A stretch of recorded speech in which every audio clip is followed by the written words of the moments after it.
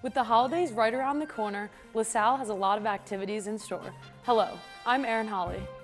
And I'm Nick Palayo. After a rough competition, the National Dog Show chose their winner. We have all this and more coming up on LTV News, where the action never stops.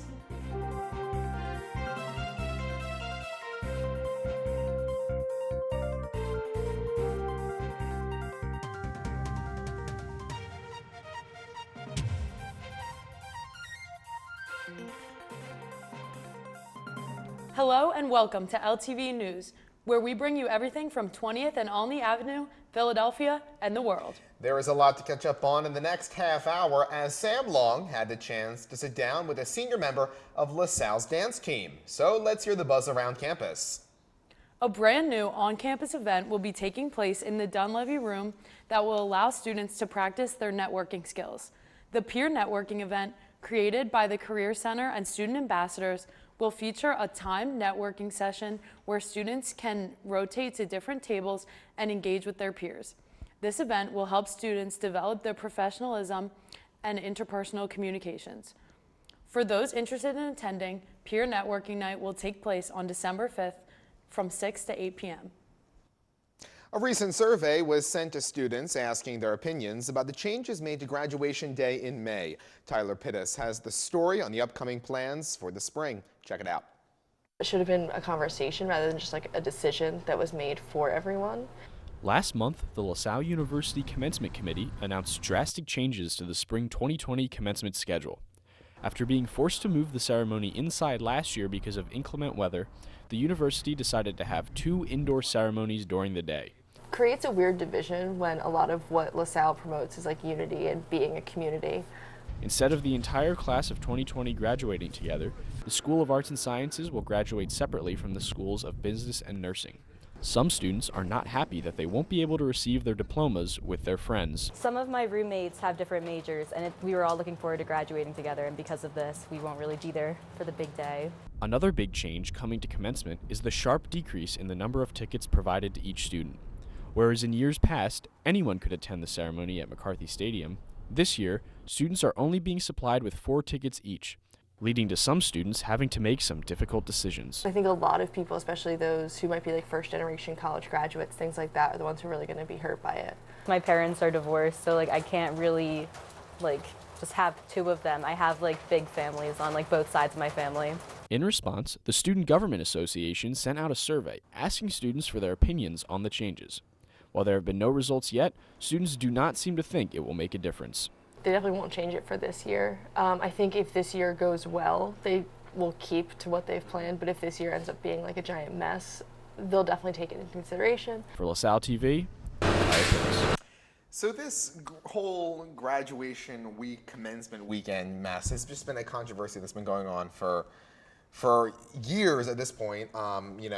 Last year, commencement was always on Mother's Day, and then that was an issue. People didn't like the fact that it was on Mother's Day, and then last year it rained, and then they had it inside, and it messes with people's plans, so then they didn't like having it inside, and now that it is inside, they don't like having tickets. So there's really everyone's not going to always be happy. Yeah. There's going to be winners and losers with every you can never please anyone these days. But I commend the students for, putting this survey out, putting this petition out there, SGA, organizing everything, but we'll see. But there's always going to be winners and losers. Yeah. This week, LaSalle's Holiday Hot Cocoa Walk, being held on Thursday, December 5th, will bring some much-needed holiday cheer to campus. The afternoon stroll includes 3 different stops where plenty of merriment and excitement awaits.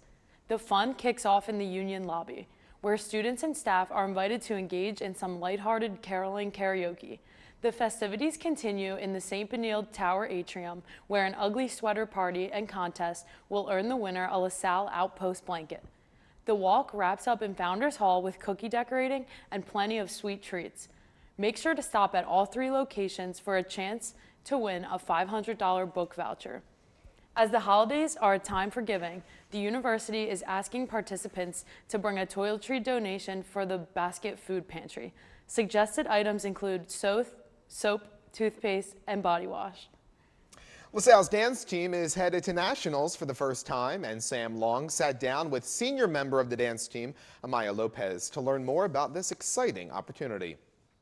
Hello, I'm Sam Long, and today I'm sitting down with a senior member of the LaSalle dance team, Amaya Lopez, to talk about the team going to nationals and the competing process. Amaya, thanks for sitting down with us today. So I'm going to ask you a few questions about the dance team. What do you guys do? Nationals, all that fun stuff. So to start things off, what does a team have to do to get in the nationals?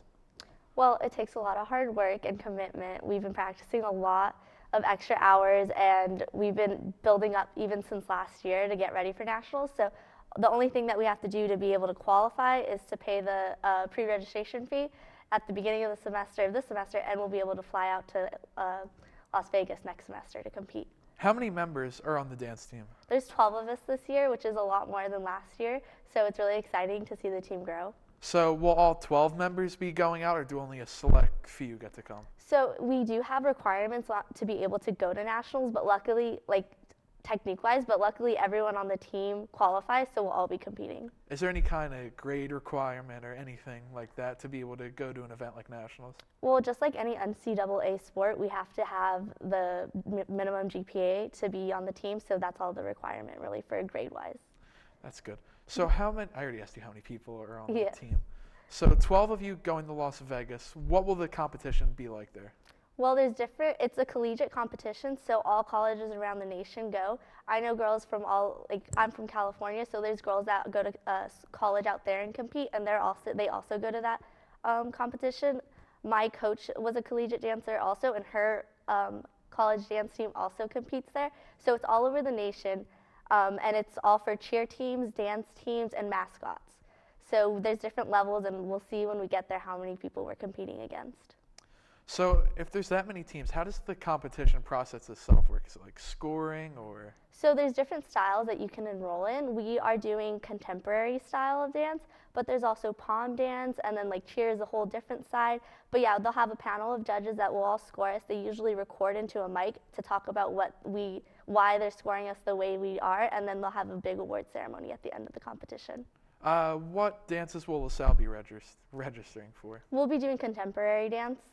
It's every dance. Well, so we'll do that, and then if we make it to finals, we'll get to compete with that routine again.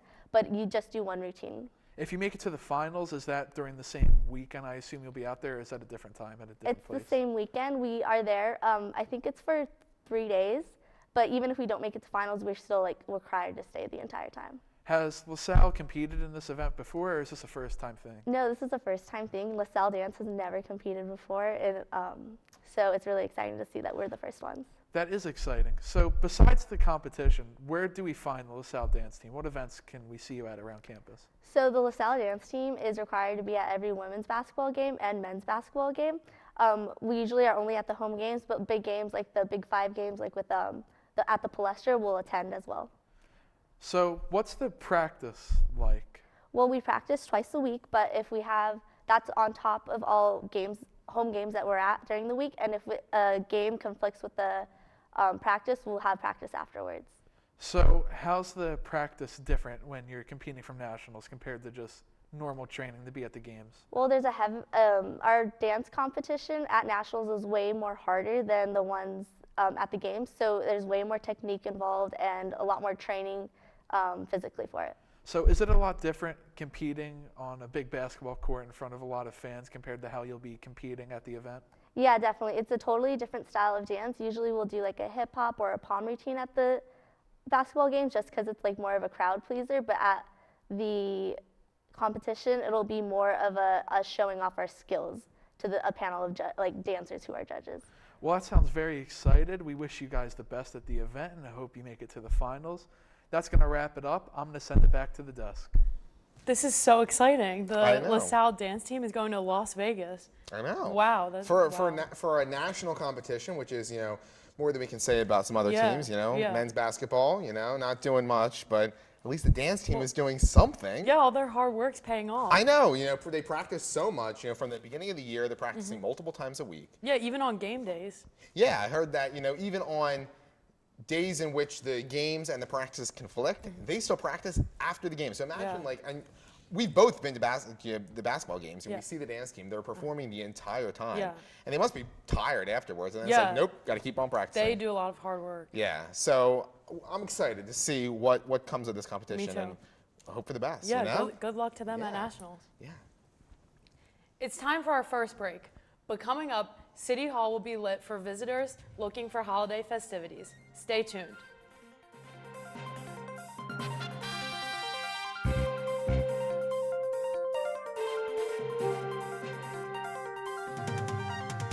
Hooked to the double feature and you're on my mind. Return of the creature that crawled up from the subway line. You're always keeping me waiting, keeping me waiting for you.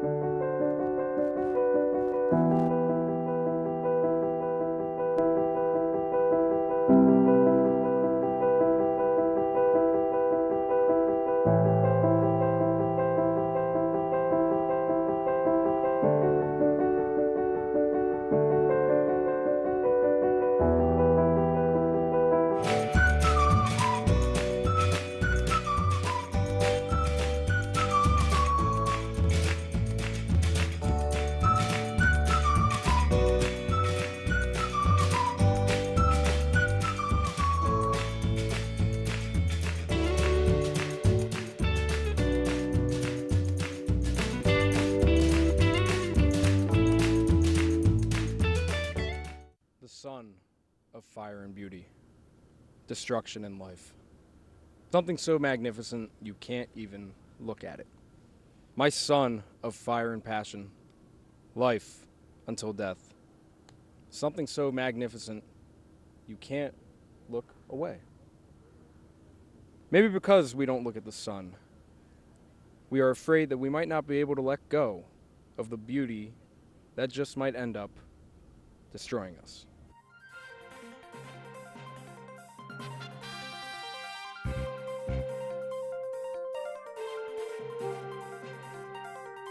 Welcome back. On Wednesday, December 5th, Rittenhouse Square hosted its yearly Christmas tree lighting ceremony. Held annually in late November or early December, the Rittenhouse Square Holiday Park lighting is a Philadelphia favorite and kicks off the Rittenhouse holiday shopping season with family-friendly activities and music leading up to the lighting of the 30-foot holiday tree and white globe lights. The event featured live entertainment, character visits, Christmas carols, Santa Claus, and plenty of holiday surprises. At the event, there was also a large toy donation drive for CBS 3's annual Toy Fest campaign. The holiday park lights will continue to be illuminated every night through the end of December. Over the next 2 Saturdays, the Adventure Aquarium in Camden, New Jersey will be hosting a Christmas underwater event. This event will feature a scuba diving Santa Claus, which children can swim and give their Christmas lists to.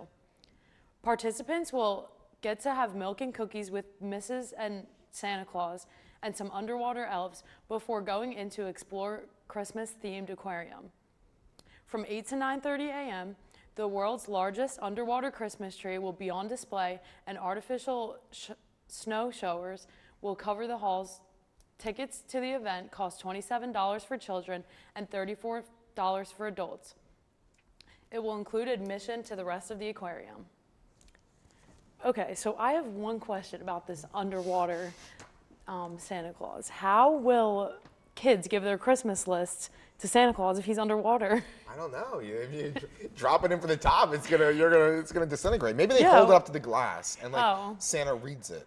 Oh, maybe. Or Yeah. maybe they have That's- giant whiteboards they write it on it. I don't know. I don't know. That's interesting. I've never Yeah. heard of underwater Santa Yeah. before. Also, the underwater Christmas tree, how's that going? Maybe it's An underwater like- snow?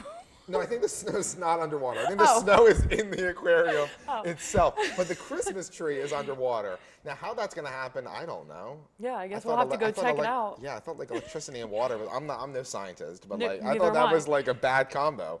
But I don't know. Who knows? Santa's magic. He'll Check he'll it. be able to do it. That's right. The Yeah. magic of Christmas Yeah. will make us all happy. Well, Well, National Geographic has named Philadelphia the best city to visit for 2020. Philadelphia provides culture, nature, history, and adventure for all visitors. This is not the first time Philadelphia has been praised by National Geographic. Back in 2005, National Geographic Traveler named Philly as the next great city. Even over a decade later, Philly is still being recognized for its greatness. Philly is one of only 2 American cities to make National Geographic's 25 Best Trips in 2020 list. Philadelphia is never a boring place to be, especially at this time of year. The National Dog Show, hosted by Purina, announced an unlikely visitor on Thursday. Thor the Bulldog surprised viewers of the annual event by beating out an Old English sheepdog and a golden retriever, among other breeds. Last year's winner was an elegant-looking whippet named Whiskey, but Thor took the Best in the Show title as a short and stout bulldog. Thor's owner, Eduardo Paris, fell over when hearing that Thor won the contest, saying, "I love this dog." The 2-year-old good boy not only won Best in Show for this competition, but has won several other Best in Show titles in past contests. When Thor isn't competing, he enjoys taking naps and having his owner scratch his chin. Now, I have a quick question. If Angus was in the National Dog Show, how do you think he would do? He would have won. Right, because Angus... Bulldog. Yeah. Right, a bulldog won. We should match, Thor and Angus should have a play date. They should. Yeah. 2 bulldogs. We should put, that should be our goal for next year, put Angus in the National Dog Show. Yes, that would I don't know. I don't know how we would feel. I think you would like it. You like it? Yeah. Well, that is adorable. Thor winning National Dog Show. Along other dog news, update from last show. Remember Narwhal, the unicorn puppy with Yes. So, tons of people wanted to adopt Narwhal. Apparently, I was reading stories online. I did. We all did, and currently Narwhal is going to remain with the animal rescue that he's currently at.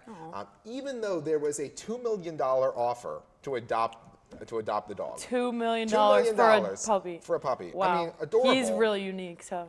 Really unique, really adorable. $2 million? I don't know. But for now, it's going to stay with the dog. So that was just a little dog-themed update from a past show. Yeah. Well, bad news for crafters everywhere. AC Moore announced that they will be closing all of their stores. The New Jersey-based company is closing 145 stores, saying that, quote, given the headwinds facing many retailers in today's environment, it made it very difficult for us to operate and compete on a national level, end quote. Many other retailers, like Kohl's and Macy's, have also reported weak sales numbers amid stiff online competition. Although AC Moore has not announced a set closing date, they have announced that online orders are no longer available and more will be announced in the upcoming week. Coming up after this last break, we'll take a look at a robbery that ended with an unexpected fight. We'll be right back.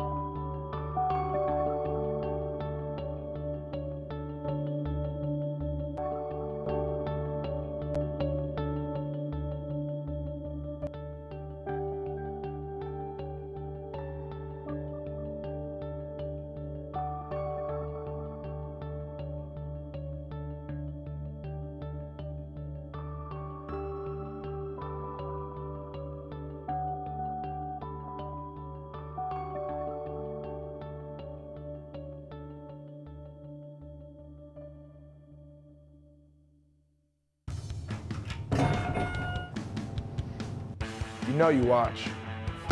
You shouldn't be watching this. You should be watching LaSalle TV. Hey, watch LaSalle TV. You know you watch.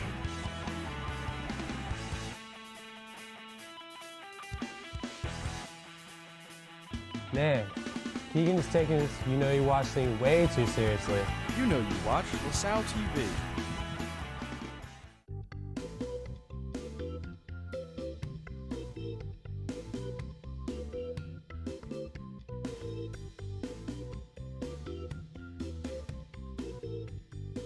According to the Mayo Clinic, exercising has stress-busting benefits by bumping up your endorphins and improving your mood.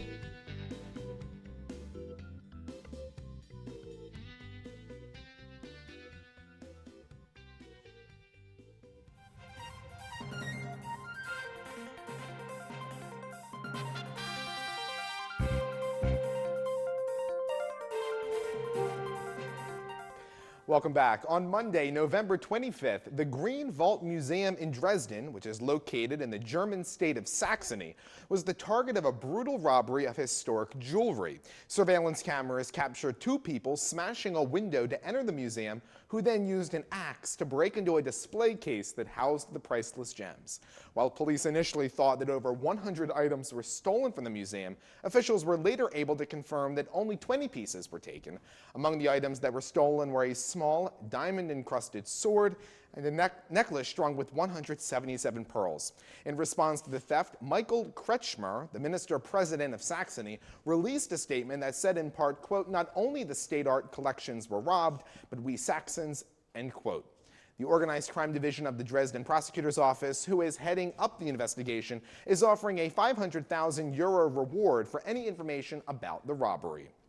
When burglars broke into the home of octogenarian Willie Murphy, they were not expecting a fight, but that's exactly what they got.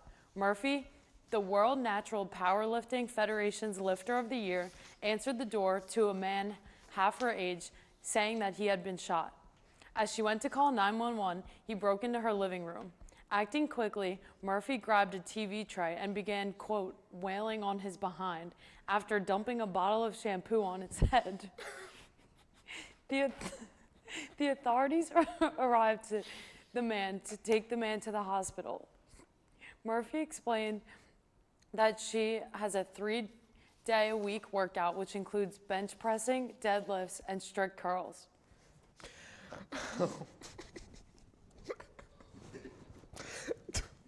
Don't get into a fight with her. Anyway, a dog in South Africa has befriended a baby giraffe. The giraffe, named Jazz, was abandoned at birth and rescued by a local orphanage after a farmer found him weak and dehydrated in the wild. Excuse me. Once brought to the orphanage, the baby giraffe made a quick friend, watchdog Hunter. Hunter quickly began to take care of baby Jazz, and they bonded immediately. Jazz is recovering quickly and is said to be able to go home soon. On Tuesday, November 26th, the House Judiciary Committee announced that they will hold their first impeachment hearing on Wednesday, December 4th.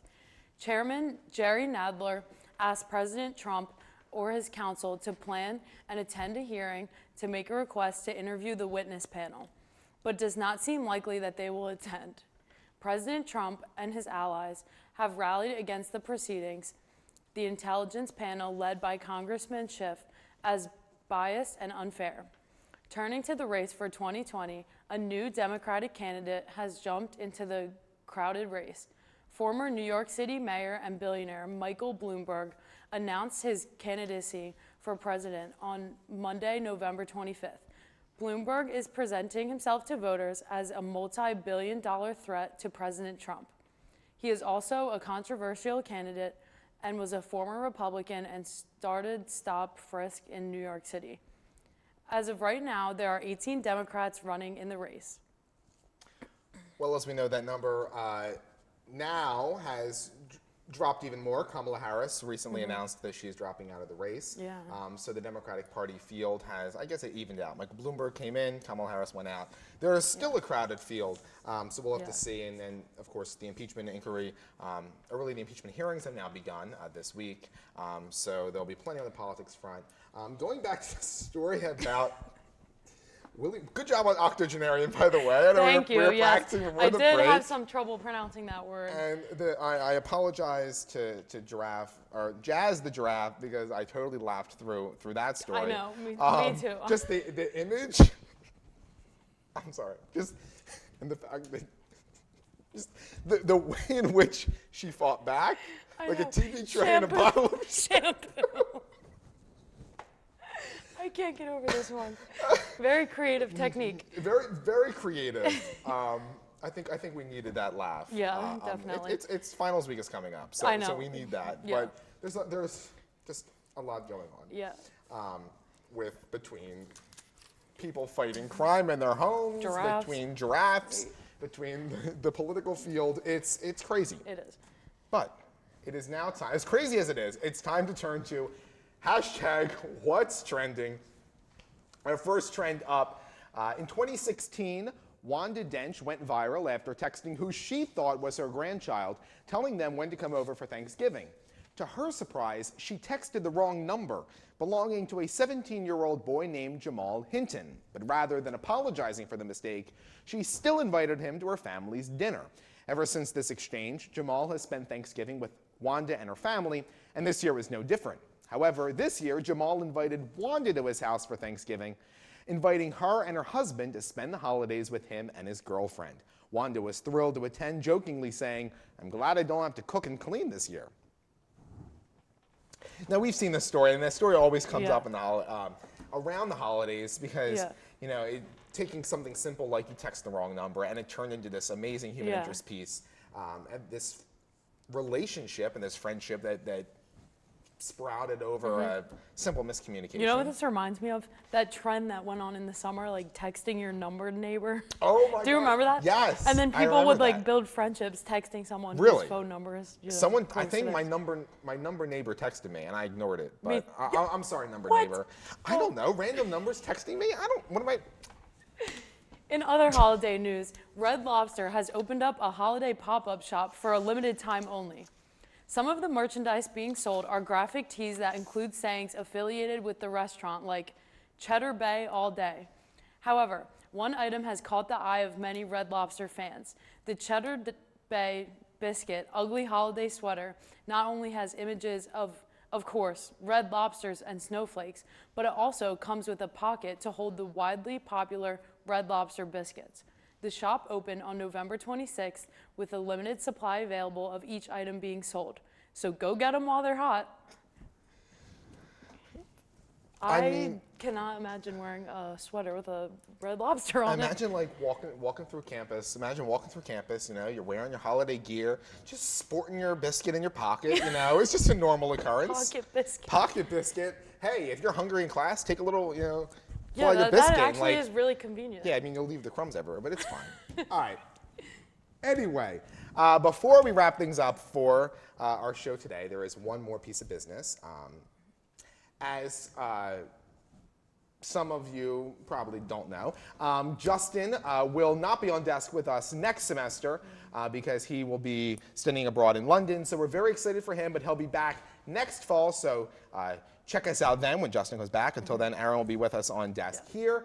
So we wish Justin the best abroad. And that just about does it for this episode. But be sure to find us on the web as well as the rest of LaSalle TV on our Facebook page. We'd love to hear your thoughts. So tweet at us using our Twitter handle and start the conversation. If you missed the scoop and want to see it, you can find episodes on YouTube on our LaSalle TV Philly page. Until next time, for Justin, Aaron, Sam, and the entire crew, I'm Nick Palayo. Thanks for watching LTV News, where the action never stops.